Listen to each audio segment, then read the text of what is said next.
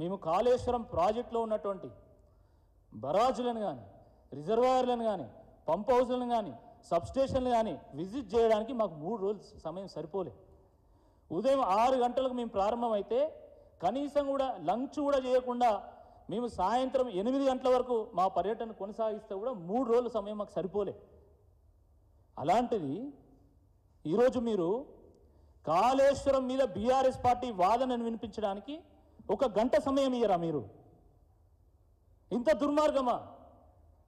ఇదే కేసీఆర్ గారు కాళేశ్వరం మీద ఎన్ని రివ్యూలు పెట్టిండు, ఎన్ని రోజుల పాటు రివ్యూలు పెట్టిండు, ఎన్ని రోజుల పాటు ప్రణాళిక చేసిండు, ఎన్ని రాత్రులు గడిపిండు, నిద్రలేని రాత్రులు. హరీష్ రావు గారు ప్రాజెక్టు దగ్గర పడుకున్నటువంటి విజువల్స్ మనం చూసినాం. మేము రంగనాయక సాగర్ దగ్గర పోయినప్పుడు అక్కడున్నటువంటి ప్రజలు మాకు చెప్పిండ్రు, అక్కడున్నటువంటి రైతులు చెప్పిండ్రు, హరీష్ రావు గారు ఈ ప్రాజెక్టు దగ్గర పడుకున్నాడు, నిద్రలేని రాత్రులు గడిపిండు. రివ్యూ పెడితే డేటు మారేది. డేటు మారడం అంటే మధ్యాహ్నం ప్రారంభం అయితే రివ్యూ, మధ్యాహ్నం అయిపోయి రాత్రి అయిపోయి నెక్స్ట్ డే కూడా రివ్యూ కొనసాగేది. అన్ని గంటల పాటు శ్రమించి ఈ ప్రాజెక్టును కడితే కనీసం 1 గంట సమయం కూడా హరీష్ రావు గారికి ఇవ్వకుండా వారి గొంతును నొక్కేటువంటి ఒక ప్రయత్నం చేసిండు. తోడేళ్ల గుంపుకు తొండాడేటువంటి మంత్రులకు అసలు తేడానే లేదు, మొత్తం తొండి.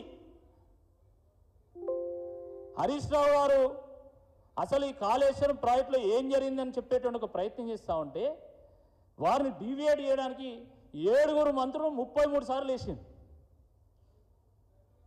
సింహం సింగిల్గా వస్తుంది, మిగతా వాళ్ళు మాత్రమే గుంపుగా వస్తారనేటువంటి వాస్తవాన్ని తెలంగాణ ప్రజలు అక్కడ చూసింది కదా.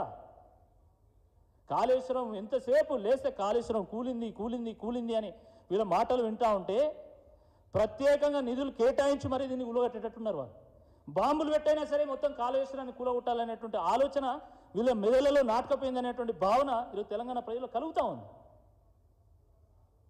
మీరు 60 ఏళ్ళు మీరు ప్రభుత్వంలో ఉండి మీరు చేసింది ఏంది? ఎందుకు విడిపడ్డ తెలంగాణ? ఎందుకు ఆత్మహత్యలు జరిగినాయి? ఎందుకు వలసపోయిన ప్రజలు? ఎందుకు తెలంగాణ అంటే బొంబాయి, బొగ్గుబాయి, దుబాయి అనే పేరు వచ్చింది? దీనికి సమాధానం చెప్తారా? ఎందుకు 1200 మంది అసలు భాషలు ఎందుకు ప్రాణాలు పణంగా పెట్టి ఈ ప్రజలు పోరాటం చేసిందో ఒక్కసారి చెప్పాలా?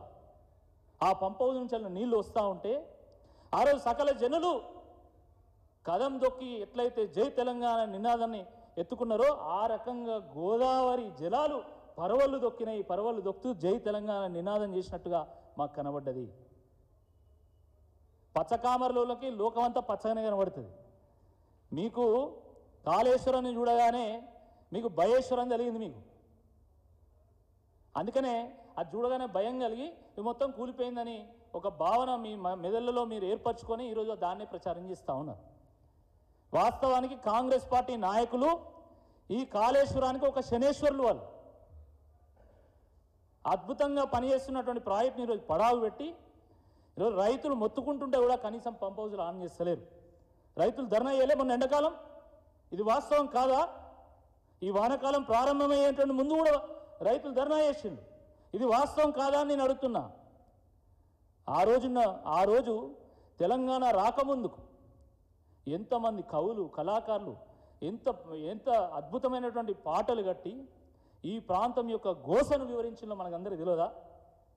ఇదే రేవంత్ రెడ్డి గారు అభిమానించేటువంటి గద్దర్ గారు ఆ రోజు అమ్మా తెలంగాణ మా ఆకలి కేకల గానమా, కృష్ణమ్మ తల్లి తెలంగాణకు కన్నీళ్లు తప్ప నీళ్ళు ఇవ్వలేదు, గోదావరమ్మ తెలంగాణను గొడ్రాలు చేసిపోయిందని చెప్పి పాడినటువంటి పాట మీకు వినబడతలేదా? మీరు వినలేదా? పల్లె కన్నీరు పెడుతుందని పాడినటువంటి కుబుసం పాట మేము వినలేదా? పల్లె పల్లెన పల్లేర్లు మొర్చే అని పాడినటువంటి జానపద పాట మీరు వినలేదా? శివుడా నీ సిగలో ఉన్నటువంటి గంగను నేలకు దించలేవా, తెలంగాణ పల్లెల కరువును కొంతైనా తీర్చలేవా అన్నటువంటి మిట్టపల్లి పాట మీరు వినలేదా? ఎందుకు ఈ పాటలు పాడిళ్ళు? దేనికోసం కళాకారులు తెలంగాణ వాదం మీద, తెలంగాణ తత్వం మీద, తెలంగాణ గోస మీద పాటలు పాడిళ్ళు మీకు తెలియదా? అయినా జై తెలంగాణ అననోనికి ఈ పాటలు ఏం గుర్తుంటాయి? తెలంగాణ చరిత్రను పాఠ్య పుస్తకాల నుంచి చించేసిన వాడికి ఈ పాటలు ఏం గుర్తుంటాయి? తెలంగాణ తల్లి చేతుల నుండి తెలంగాణ సంస్కృతి సాంప్రదాయాలకు ప్రతీక అయినటువంటి బతుకమ్మను తీసేసినోడికి ఇవి ఏం గుర్తుంటాయని నేను అడుగుతున్నా. ఇది చాలా దుర్మార్గము, చాలా దురదృష్టకరం అని చెప్పి ఈ సందర్భంగా మేము గుర్తు చేస్తా ఉన్నాము.